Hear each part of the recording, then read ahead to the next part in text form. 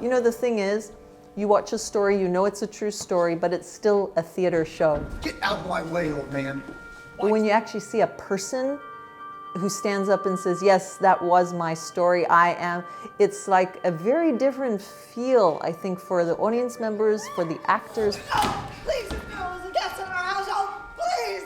Because it actually takes it a bit out of the entertainment or excitement into a real reality. Like, there is a person who is tortured. She's sitting in the front row watching this.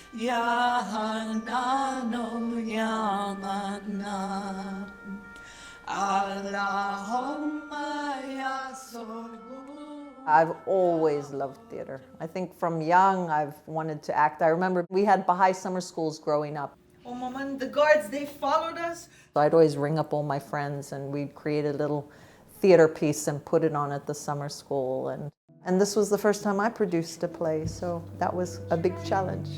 Can I see everybody real quick before we go to places? Everybody on stage? When a project sits on your shoulders and you're trying to honor people, I don't know, I'm not very good with that. It just sits there like this big weight. My spirit was fine, had faith, and knew it would be fine, and like my human side was just like, ah. When Demyan is pushing you the second time, there's a pause before he starts pushing you? The director really helped because I remember just thinking like, oh my God, how are we going to get this to a professional setting? She's like, we'll be fine. They're fine. They're okay. Please, please, I must go with them. We came together. We must leave together. Not you. And they all did fantastic.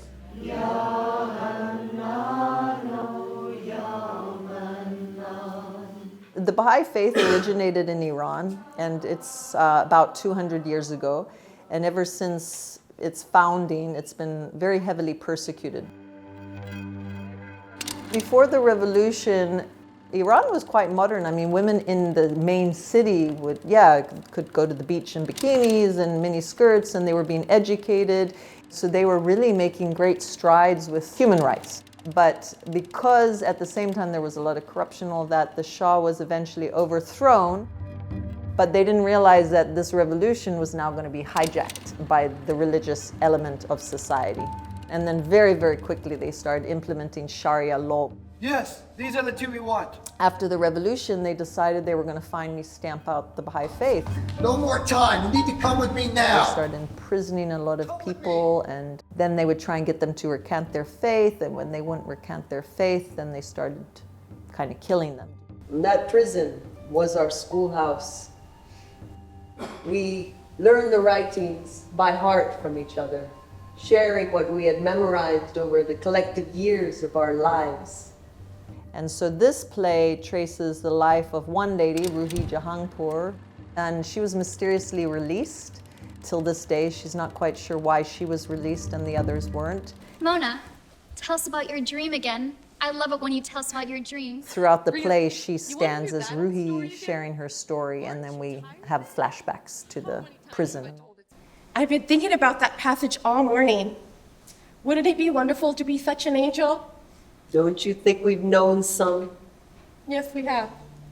And we have. And basically their story of faith and their story of the strength of their human spirit.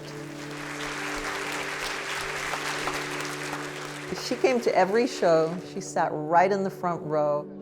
And having Rouhi in the audience was just so precious, I think, because there was that person that I'm portraying that actually went through all of this. We're all just human beings, but it's our circumstances that can make us into a hero.